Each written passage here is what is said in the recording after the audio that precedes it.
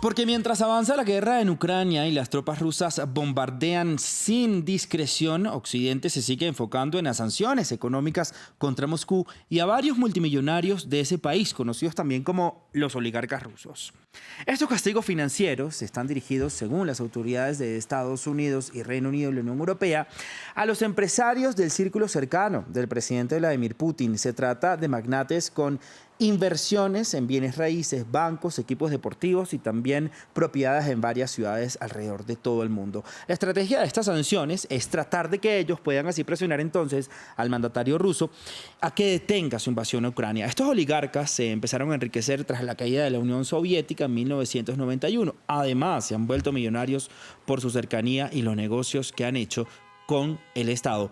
Para ello, entonces, quiero saludar en ese momento a nuestro primer invitado. Él es Javier de la Nava, profesor de CEF UDIMA de Macroeconomía y Economía Internacional. Gracias a profesor Javier por estar con nosotros en Directo América de France 24. Lo que quiero empezar a preguntar es, ¿quiénes son estos oligarcas rusos y por qué son tan importantes para el Kremlin? Buenos días y muchísimas gracias por su invitación. Estos oligarcas, yo creo que sería conveniente primero definir la palabra oligarca, que viene de oligarquía, es decir, el gobierno de unos pocos.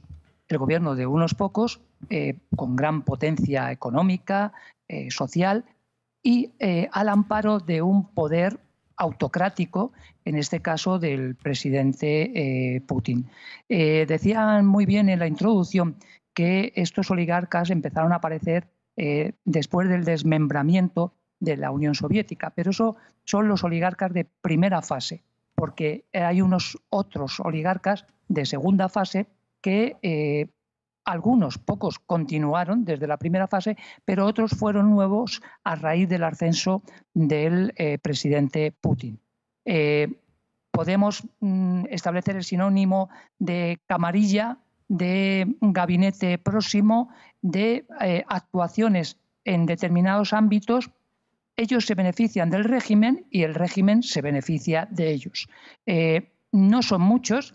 Recientemente unas estadísticas reflejaron que aquellas personas que poseían un patrimonio superior en Rusia, superior a los 10.000 millones de dólares, son más o menos 20.000 personas. Estas 20.000 personas, comparativamente con las 150 o con los 150 millones de habitantes de población de Rusia, sí, vienen a representar un 0,02%. Pero su volumen, en cuanto a patrimonio económico, se estima alrededor de una tercera parte del Producto Interior Bruto de Rusia. Profesor, ¿estos millonarios realmente tienen el poder de presión para el gobierno del presidente ruso Vladimir Putin?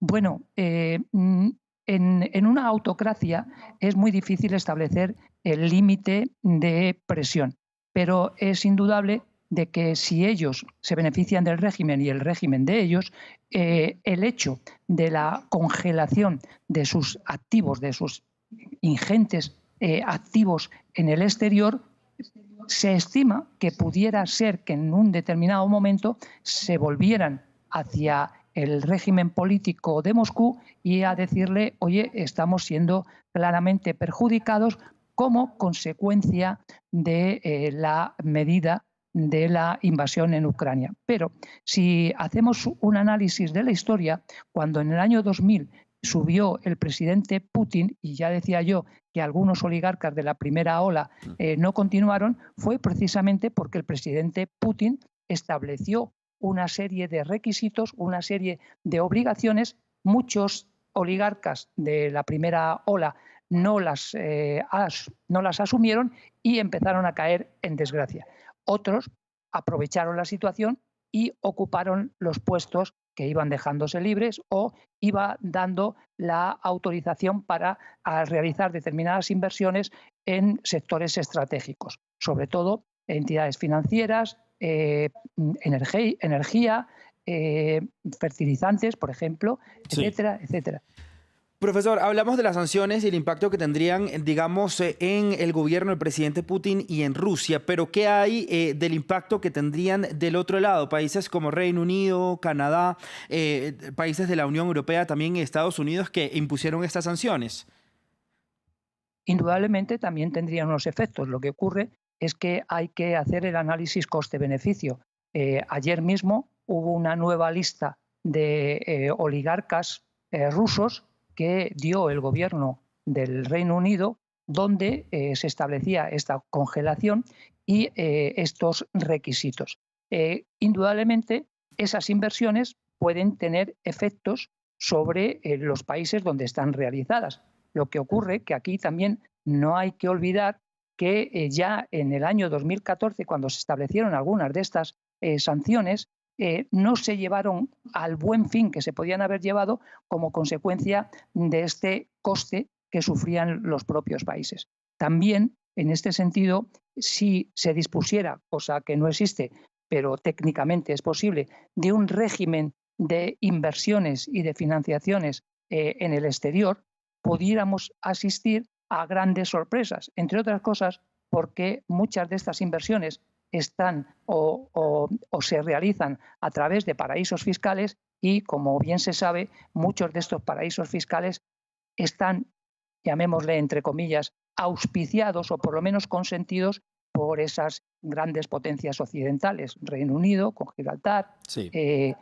Estados Unidos, Islas Vírgenes, Holanda con la Guyana holandesa, etcétera, etcétera, etcétera. Sí. Luego tendríamos, y es verdad que ahora se ha avanzado un poquito en ese sentido, asumiendo esas pérdidas los propios países occidentales, pero no teniendo más remedio que realizar si queremos de alguna manera manifestar que estamos en contra de la invasión de Ucrania por parte de Rusia. Pues profesor, gracias por su tiempo, por su análisis para entender un poco entonces quiénes son estos llamados oligarcas rusos y el impacto, ¿no? Que tendrían ellos dentro del círculo del presidente Vladimir Putin y si realmente ellos pueden presionar para que detenga esta invasión, pero por lo que usted decía, pues en un autócrata no se sabe y nada es seguro. Profesor, gracias entonces por estar con nosotros en Directo América de France 24. Muchas gracias a ustedes.